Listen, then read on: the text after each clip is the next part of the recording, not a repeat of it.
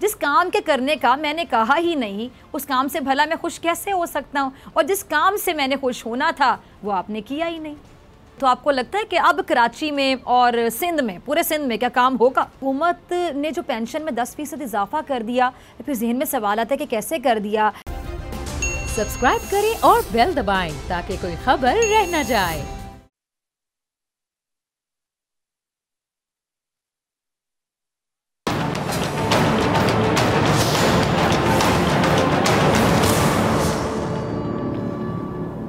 अस्सलाम वालेकुम नाज़रीन, मैं हूं डॉक्टर फ़िज़ा अकबर ख़ान और मैं हूं पाकिस्तान, और आप देख रहे हैं पाकिस्तान के सबसे बड़े न्यूज़ चैनल का नंबर 1 प्रोग्राम ऐसे नहीं चलेगा।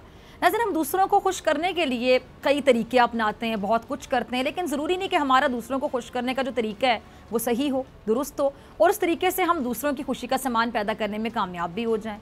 अच्छा, हम अब अपनी आसानी को देखते हुए ना दूसरों को खुश करने की कोशिशों में लगे रहते हैं। मिसाल के तौर पे अगर हम ये सोचते हैं कि जी हम अपने घर वालों को ज़िंदगी की आसाइशें दे दें तो वो हमसे खुश हो जाएंगे, यकीनी तौर पे आसाइशें उनके लिए खुशी का बायस तो होंगी, लेकिन ये भी तो हो सकता है कि घर वालों की जो ज़्यादा खुशी है वो आसाइशों में ना हो, वो इसमें हो कि हम उन्हें अपना वक्त दें, अपनी मोहब्बत दें, उनके साथ टाइम स्पेंड करें, वक्त गुजारें। क्योंकि पैसा ही हमेशा खुशी का सबब नहीं होता है, बल्कि खुलूस, लगन, भाईचारा, ये भी खुशी को 4 चांद लगा देते हैं।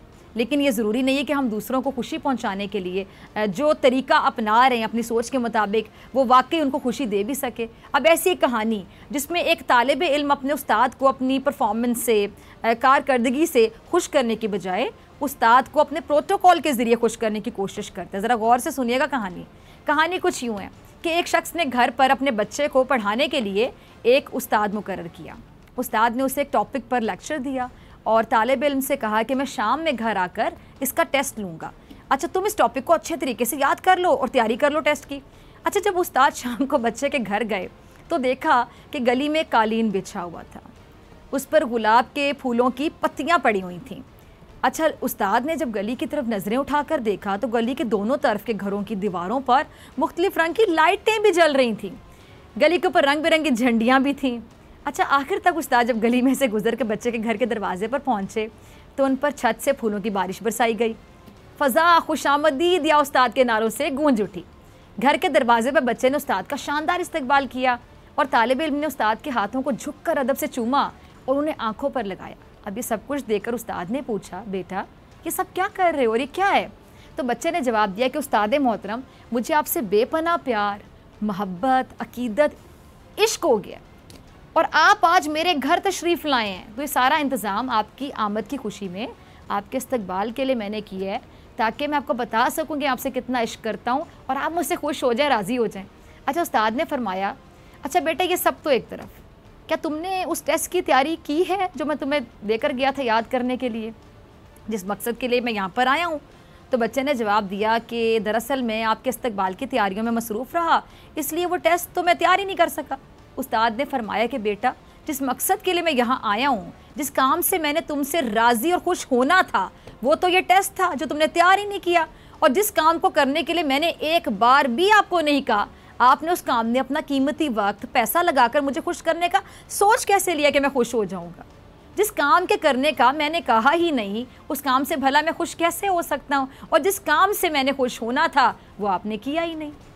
आपके खुलूस और जज्बे पर मुझे कोई शक नहीं है, लेकिन इस जज्बे की तकमील इस रास्ते से कभी नहीं हो सकती जो आपको पसंद हो, बल्कि सिर्फ उसी तरीके से हो सकती है जो मुझे पसंद है।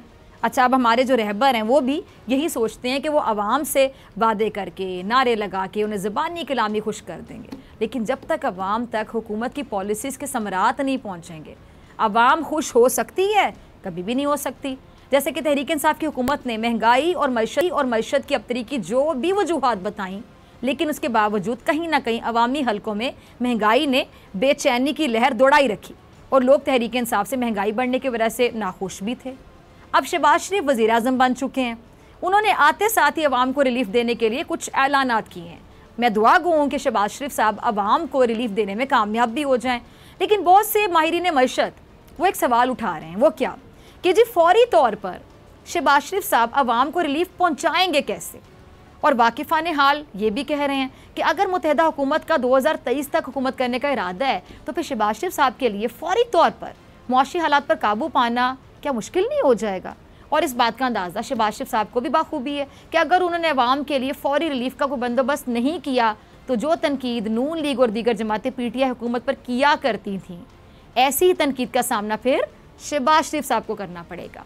अच्छा, नून लीग के कुछ रहनुमा अभी से इस बात का इकरार कर रहे हैं। वो बात क्या कि जी ये हुकूमत चलाना बहुत मुश्किल है और फौरी तौर पर अवाम को रिलीफ मिल सके इसके भी बहुत कम इम्कानात हैं। लेकिन शहबाज शरीफ साहब को एक बेहतर एडमिनिस्ट्रेटर के तौर पे जाना चाहता है, इसलिए ये उम्मीद की जा रही है कि अब वज़ीर-ए-आज़म शहबाज शरीफ साहब वफाकी सतह पर अवाम को दबाव से निकालने में अपना किरदार जिस हद तक अदा कर सकेंगे करने की कोशिश करेंगे। अच्छा, जैसे कि वज़ीर-ए-आज़म शहबाज शरीफ साहब की पुराने पाकिस्तान में परवाज़ हो चुकी है, इसीलिए शहबाज शरीफ साहब ने हफ्ते में 2 सरकारी तातीलात ख़त्म कर दी हैं।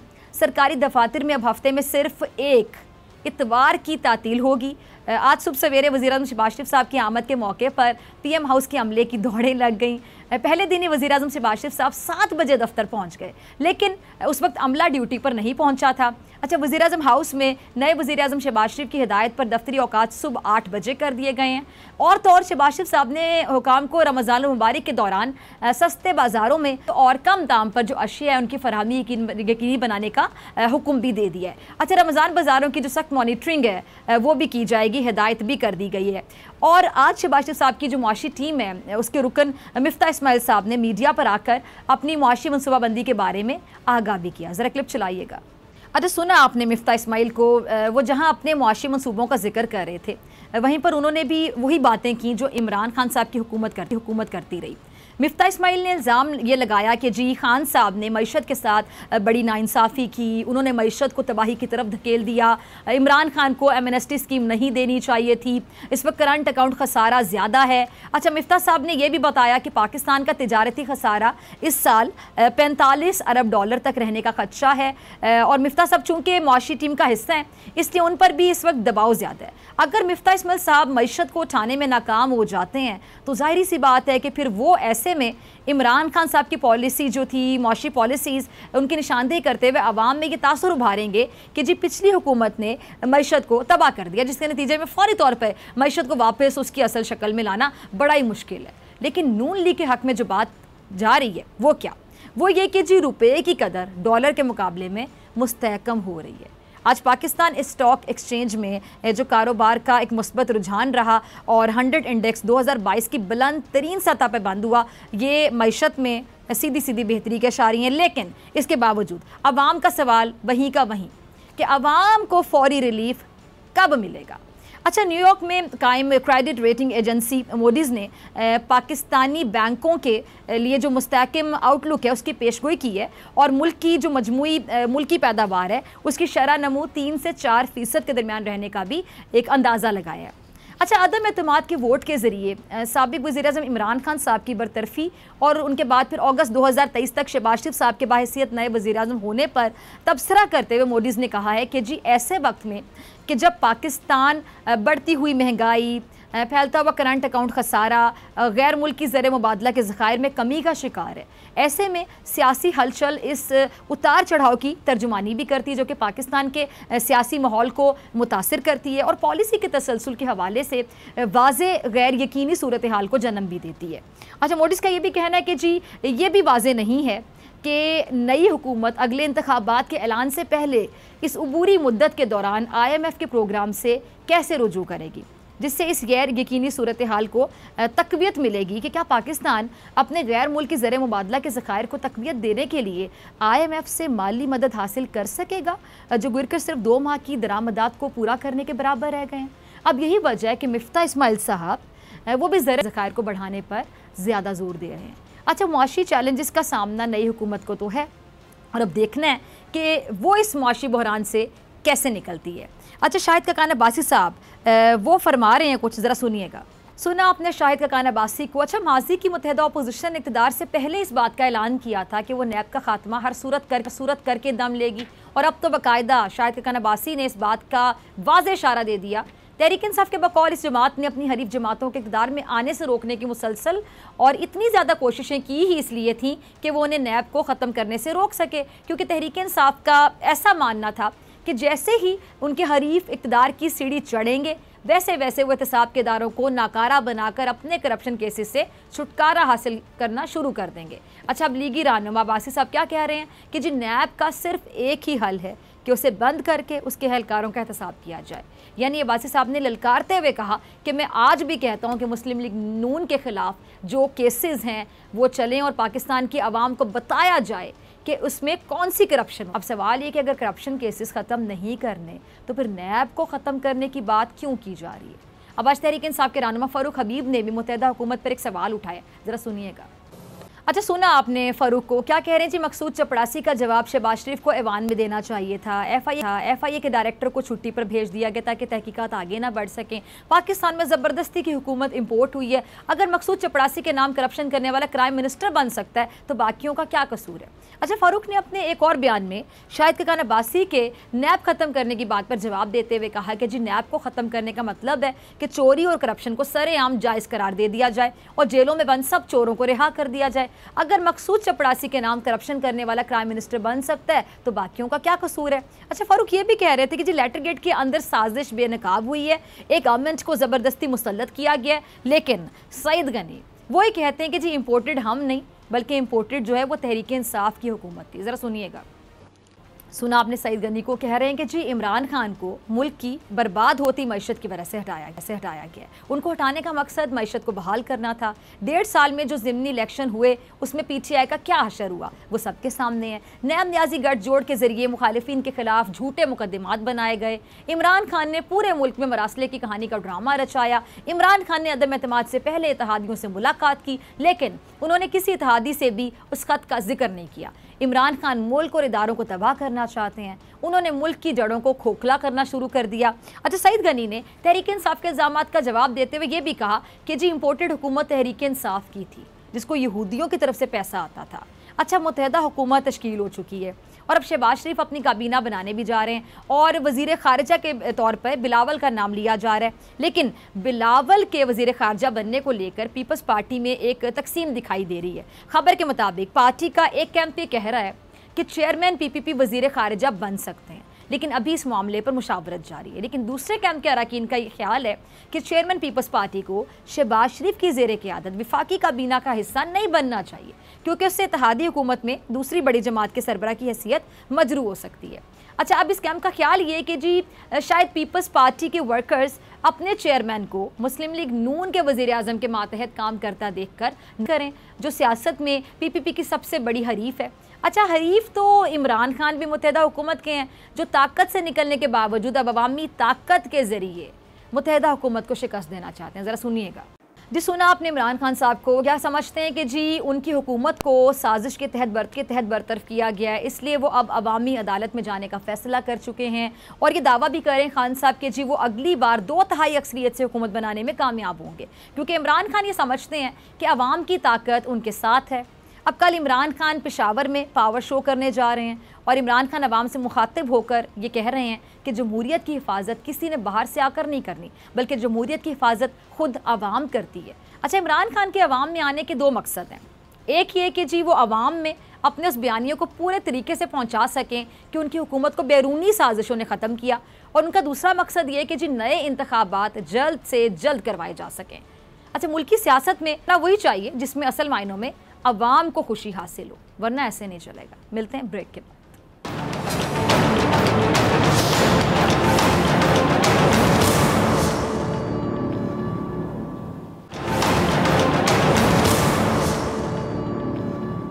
वेलकम बैक नाजरीन। आज फॉर्मेशन कमांडर्स कॉन्फ्रेंस में पाक फ़ौज ने इदारे के ख़िलाफ़ सोशल मीडिया पर चलने वाली जो हालिया प्रोपेगेंडा मुहिम है उस पर नोटिस लिया और नोटिस लेते हुए इसको इदारे और सोसाइटी के दरमियान तकसीम करार दी है और अस्करी क़यादत की जानिब से आइन और कानून की बालादस्ती कायम रखने के अज़म पर मुकम्मल एतमाद का इजहार किया गया। अच्छा, दूसरी जानिब नवाज़ लीग और पीपल्स पार्टी ने एक इल्ज़ाम आयद किया कि जी तहरीक इंसाफ के लोग अदलिया और फ़ौज के ख़िलाफ़ मुहिम चला रहे हैं। इस सारी सूरत हाल पे बात करने के लिए मेरे साथ हलीमा आदिल शेख साहब, बहुत शुक्रिया हलीमा आदिल शेख साहब वक्त देने के लिए। शेख साहब, नई हुकूमत और नए वज़ीर आज़म शहबाज शरीफ साहब कह रहे थे कि जी उन्होंने सिलेक्टेड हुकूमत को ख़त्म कर दिया, अब वो मिलकर मईशत ठीक करेंगे, क्या कहेंगे आप?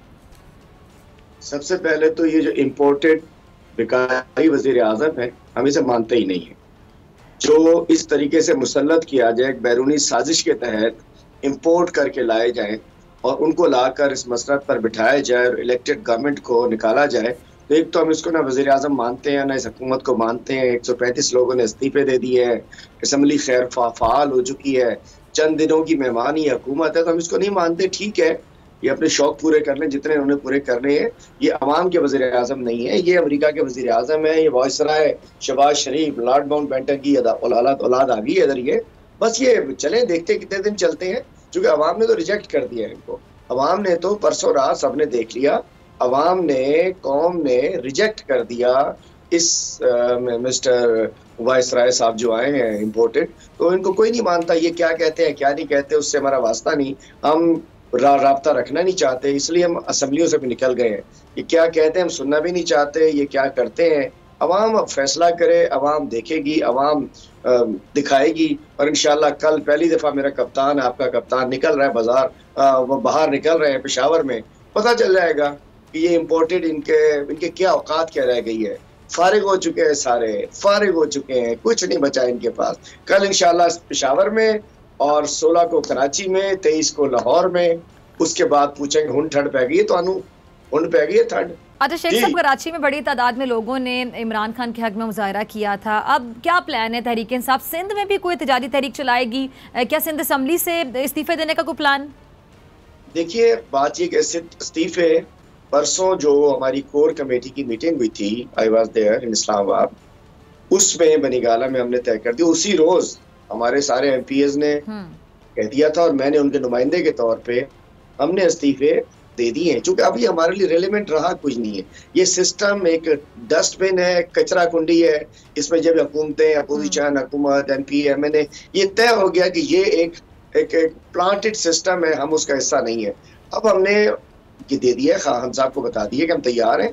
अब टाइमलाइन तय की हुई है कप्तान ने, कब कौन सी बॉल करानी है, कब क्या करना है। तो पहले कौमी असम्बली से हैं, उसके बाद जब हमें कहेंगे इस्तीफे, आज भी हमारी मीटिंग थी, सब एमपीएस ने इस्तीफे साइन करके दे दिए, हवाले कर दिए। इंशाल्लाह आएंगे 16 को, खान साहब उनके हवाले कर देंगे।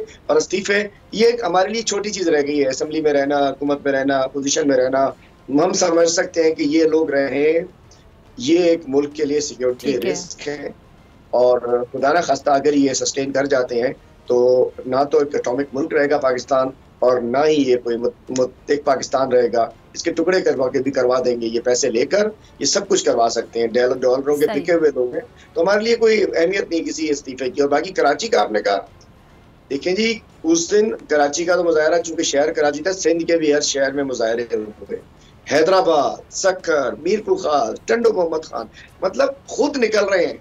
20% लोग हमारे हैं पीटीआई के, जो हमारा वर्कर निकलता है, 80% पाकिस्तानी निकल रहे हैं, जिनका कुछ नहीं पता हमें कैसे आ रहे हैं, हम बुला रहे हैं, खुद ही वो आ रहे हैं। मैं कहना चाहता हूँ ये जोश, ये जज्बा, जुनून ना कभी देखा ना सुना। और अभी तो पार्टी परसों शुरू हुई थी, अब तो 16, 23 और अब चलते रही है परसों तक, देखिए होता क्या है।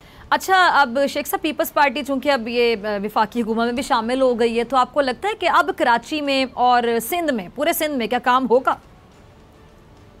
देखिए, पहले आपका जो इंट्रो में क्वेश्चन आया, जो मैंने सुना कि आज आपने जो सोशल मीडिया पे जो कैंपेन चल रही है मुख्तलिफ, उस पर आपने जिक्र किया, तो मैं इसमें एक बात आपसे करता चलूँ कि ये जो कुछ हो रहा है सोशल मीडिया पे, अगर कोई इदारों के खिलाफ कैंपेन है तो हम उसकी मजम्मत भी करते हैं, हम उससे लाताल्लुकी का भी ऐलान करते हैं, तो एज ए तहरीक इंसाफ। चूंकि मैंने बताया कि मेजॉरिटी है, पब्लिक आ रही है, लोगों में गुस्सा भी पाया जाता है, कुछ नाराजगी भी है, कुछ अपने अपने अंदाज में। चूंकि जो पार्टीज के लोग होते हैं, वर्कर्स होते हैं, वो कमांड में होते हैं, उन्हें पता होता है डायरेक्शंस क्या है। लेकिन जो अपने तौर पे लोग आ रहे हैं, बस फिर वो, लेकिन एक तो हम सबसे अपील करते हैं कि ये इदारे हमारे हैं, ये अफवाज हमारी हैं, ये तमाम इदारे हमारे हैं, इनको हमने खुदा न खास्ता कमजोर नहीं करना। ये है तो मुल्क है। अच्छा, क्योंकि सॉरी मैं आपकी बात काट रही हूँ शेख साहब, ये देख रहे हैं नवाज लीग और पीपल्स पार्टी तो सीधा सीधा आप लोगों पे इल्जाम लगा रहे हैं ना कि आप लोग इस तरह की मुहिम चला रहे हैं, पीटीआई वाले अदलिया और फौज के खिलाफ मुहिम चला रहे हैं, ऐसा इल्जाम नून लीग वाले, नवाज लीग वाले और पीपल्स पार्टी वाले आप लोगों पर लगा रहे हैं।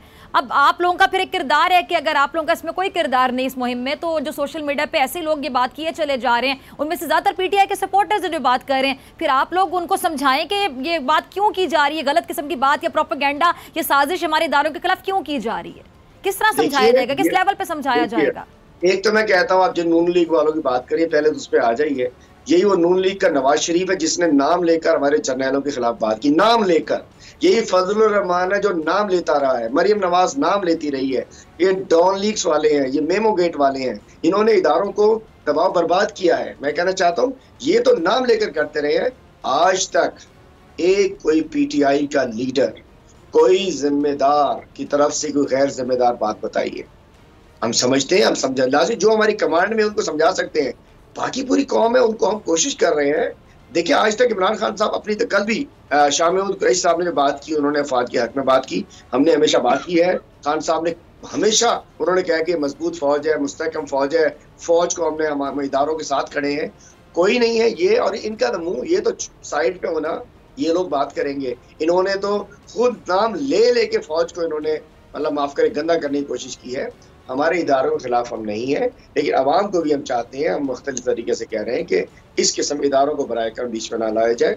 और ये इदारे, ये पाकिस्तान के इस्तेहकाम की जमानत है। और आज भी मेरी प्रेस कॉन्फ्रेंस में भी, यानी अब आप लोग जब अवाम में जाएंगे, खान साहब खुद भी जाएंगे, आप लोगों के दूसरे लीडर्स भी जाएंगे, आप लोग जब वहाँ जाके बाकायदा अवामी जो राब्ता मुहिम उसको तेज़ करेंगे, आप लोग अवाम में जाके जलसे करेंगे, बात करेंगे, खिताब करेंगे, तो उसमें आप ही अपना मौक़िफ़ अवाम के सामने रखेंगे कि आप इस मुहिम का हिस्सा नहीं हैं और आपके सपोर्टर्स को भी नहीं बनना चाहिए। क्लियरली आप बताएंगे अपने सपोर्टर्स को। डॉक्टर साहिबा, हमें किसी से सर्टिफिकेट लेने की जरूरत नहीं है हुब्बुल वतनी का।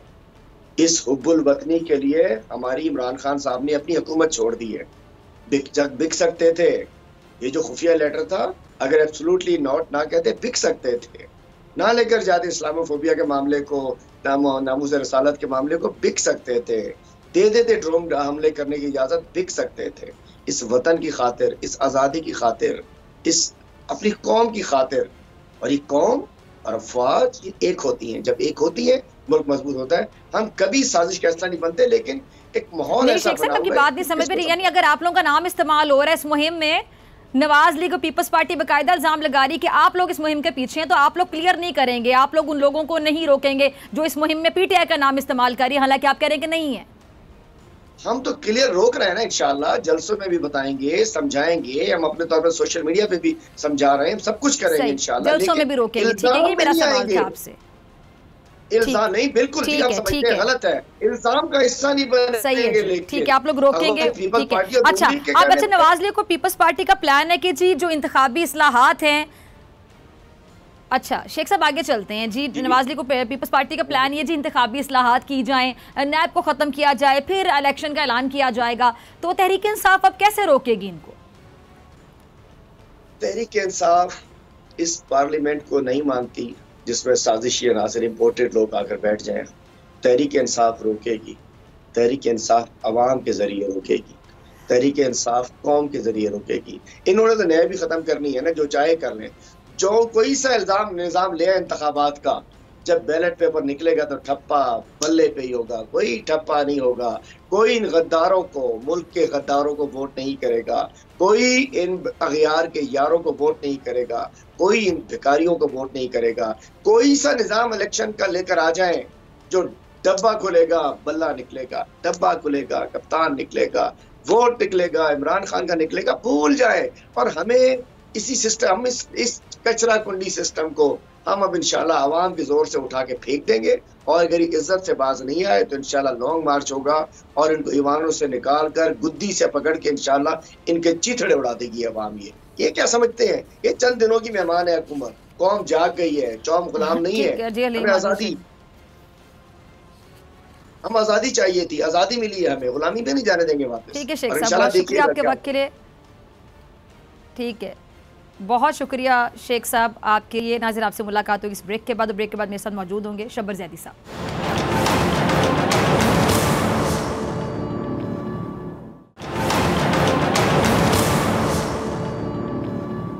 वेलकम बैक नाजरीन। मुल्क की मईशत को बेहतर बनाने के लिए वज़ीर-ए-आज़म शहबाज शरीफ साहब की ज़ेर सदारत मुआशी माहिरीन का इजलास हुआ है, जिसमें नेशनल इकनॉमिक काउंसिल तश्कील देने का फैसला किया गया है। अच्छा, दूसरी जानिब बैनुल अक़वामी क्रेडिट रेटिंग एजेंसी फिच ने पाकिस्तान की मईशत के लिए ख़तरे की घंटी बजा दी है।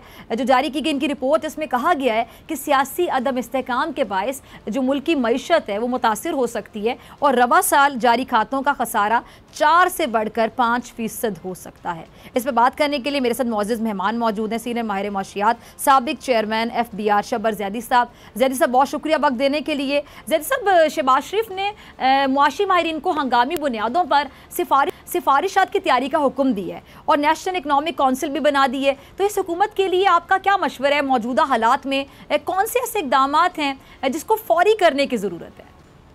देखिए, थैंक यू वेरी मच, आपने मौका दिया। देखिए, बात यह है कि जिस तरीके से मतलब फ्रेजिलिटी के साथ मतलब ये कम्बिनेशन है बहुत सारी पार्टीज का और जिस टाइमिंग में ये आए हैं, तो मैं नहीं समझता कि शहबाज शरीफ साहब कोई ऐसा कदम उठा सकते हैं जो पाकिस्तान की मईशत को मजबूत बुनियादों पर खड़ा कर सके। और जिस पोजीशन में पाकिस्तान की मईशत आज है, ये उसमें जो आपको मेजर चाहिए सही करने के लिए वो बिल्कुल गैर मकबूल होंगे, वो अनपॉपुलर मेजर्स होंगे। और मैं बिल्कुल कन्विंस्ड हूँ इस बात पर, कम अज कम उनकी पहली तकरीर देख के जब उन्होंने पेंशन और रेट बढ़ाया है, कि वो पॉपुलर रजीम की तरफ जाएंगे क्योंकि उन्हें इलेक्शन में जाना है। तो वो पाकिस्तान के किसी भी बुनियादी माशी मसले का हल को सामने लाने की पोजीशन में नहीं है। और ये कोई नई टीम नहीं है, इनके साथ हम इकोनॉमी को डील करते रहे और कोई वाज़े पॉलिसी के साथ नहीं आए हैं।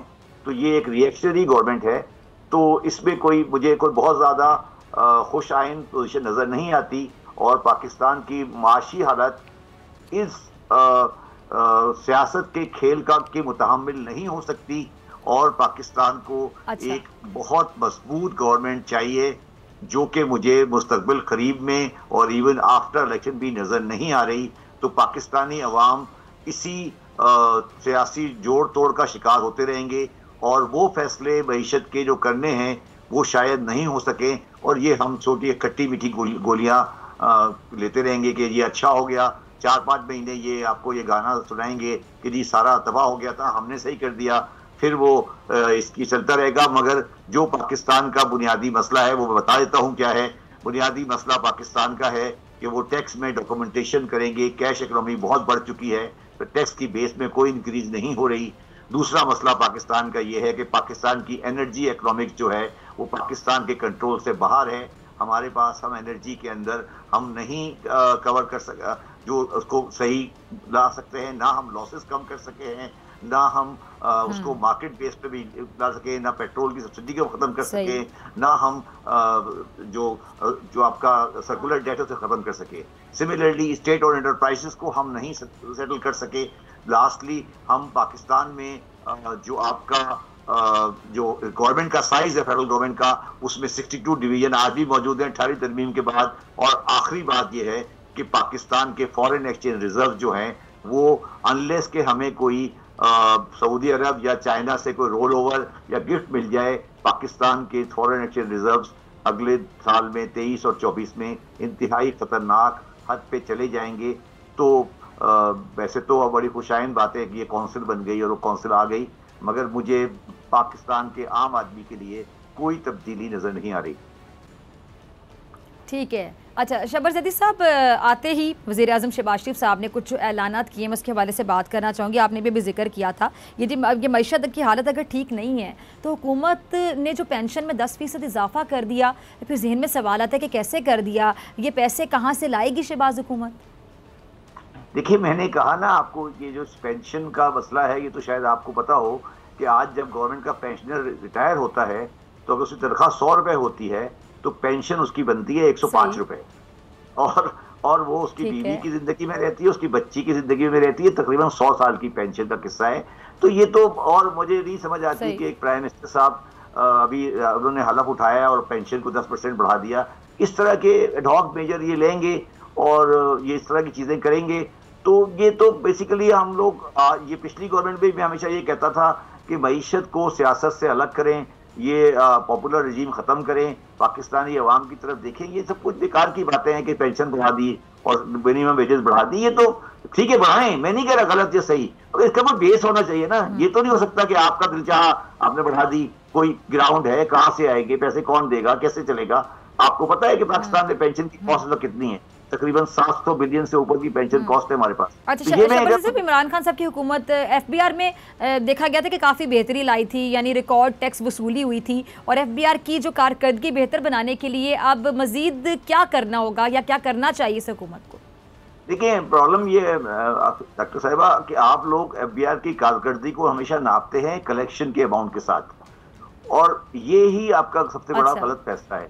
जब आपके टैक्स का 50% जो है वो इंपोर्ट पर होता है और इंपोर्ट की वैल्यू बढ़ रही है और डॉलर की वैल्यू भी बढ़ रही है, तो टैक्स कलेक्शन खुद ब खुद बढ़ जाती है।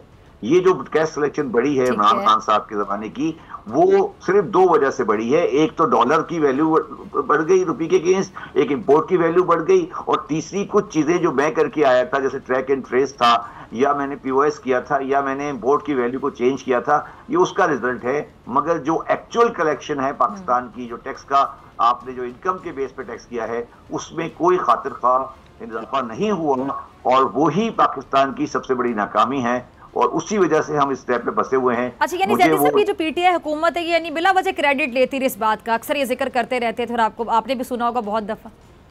नहीं, देखिए, मैंने शायद आपको पता है, मैंने टीवी प्रोग्राम में पहले भी कहा था कि ये जो कलेक्शन का इंक्रीज है, आप सोचे ना कि डॉलर जो है वो 160 से 180 रुपए हो गया, तो इंपोर्ट की वैल्यू अगर अभी बढ़ रही है और इंपोर्ट की क्वांटिटी बढ़ रही है, तो वैसे ही बढ़ता रहेगा। ये तो सही है कि कुछ थोड़ा बहुत इंप्रूवमेंट हुआ है, मगर वो इंप्रूवमेंट उस चीज में नहीं है जो हम देख रहे थे, जो हम करना चाहते हैं। बात में इसको इस तरह देखता हूं कि क्या हमारी अनडॉक्यूमेंटेड इकोनॉमी डॉक्यूमेंट हुई, क्या हमारी कैश इकोनॉमी सही हुई, क्या हमारे पास टैक्स में जो लोग टैक्स नहीं देते वो टैक्स सिस्टम में आए, कितने एसएससी ऐड हुए, कितने कमर्शियल इंडस्ट्रियल वोटर ऐड हुए, कितने सेल टैक्स के पेयर ऐड हुए, ये चीजें देखने वाली है। अमाउंट कभी बढ़ गया, कभी घट गया, कभी आपने एडवांस ले लिए लोगों से, या आपका डॉलर बढ़ गया तो आपने कहा कि टैक्स कलेक्शन बढ़ गई, ये सब चीजें यही मैं लोगों को अक्सर ये कहता हूं कि जी आपने कहा कि 6000 हो गया जी, अब 6000 की कंपोजिशन में जाए ना, फिर आपको पता लगेगा कि क्या हुआ। तो यही बदकिस्मती है कि हम बड़े बड़ी बातें कर देते हैं बगैर टैक्स को देखे हुए। ठीक है, अच्छा जैदी साहब, आगे चलते हैं जी। आपको क्या लगता है कि जी अब एक बार फिर से ये जो नवाज लीग की हुकूमत है, ये डॉलर की कीमत को कंट्रोल करने में क्या कामयाब हो जाएगी? और क्या वो जो मसनूई तरीका एक बताया गया था कि जी क्या हुकूमत डॉलर की कीमत मसनूई तरीके से नीचे लाएंगे?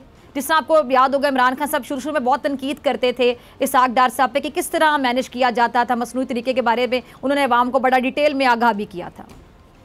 देखिए, बात यह है कि पाकिस्तान में जो दो चीजें हैं, उनका पैमाना तकरीबन जुए की तरह हो गया है। वो है स्टॉक मार्केट का इंडेक्स और रुपी डॉलर का रेट। इसमें जुआ होता है, गैम्बलिंग होती है, लोग स्पेकुलेशन करते हैं, और हम इन अशारियों को ये समझते हैं कि ये पाकिस्तान की किसी मईशत को रिफ्लेक्ट करते हैं।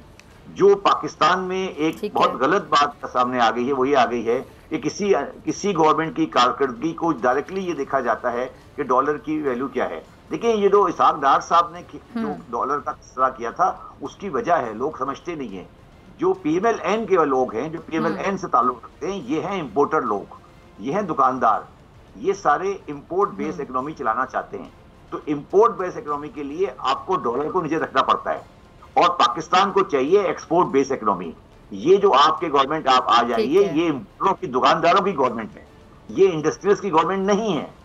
मैं नहीं कह रहा कि इमरान खान की गवर्नमेंट ठीक थी, मगर ये जो लोग आए हैं, ये इंपोर्ट ओरिएंटेड लोग हैं। इनका बिजनेस चलता उस वक्त है जब डॉलर की वैल्यू कम हो, क्योंकि इनके लिए इंपोर्ट वायबल होती है, और फिर ये हर तरह की इंपोर्ट करते हैं। इसीलिए 2018 में जब ये गवर्नमेंट गई थी, जिसमें मिफ्ताह इस्माइल साहब फाइनेंस मिनिस्टर थे, उस वक्त पाकिस्तान का current account deficit 18 billion dollar था, जो पाकिस्तान की तारीख में कभी नहीं हुआ। तो ये जो हम अभी बहुत अच्छे ख्वाब देख रहे हैं और जो बातें कर रहे हैं, मेरा अपना ख्याल है कि 1-2 दिन में इनको भी समझ आ जाएगी, और 1-2 दिन में ये लोग आके वही बात करेंगे जो मैं आज कह रहा हूं, और वापस ये हमारे पास ही आएंगे कि क्या करना है। ठीक है जी, शहबाज जैदी साहब, बहुत शुक्रिया आपके वक्त के लिए। इसी के साथ डॉक्टर फिजाक जी इजाज़त, आपसे मुलाकात होगी इंशाल्लाह कल सेम टाइम सेम चैनल। अगर ज़िंदगी ने वफ़ा की, दुआओं में याद रखिएगा, अपना बहुत ख्याल रखिएगा। अल्लाह निगहबान।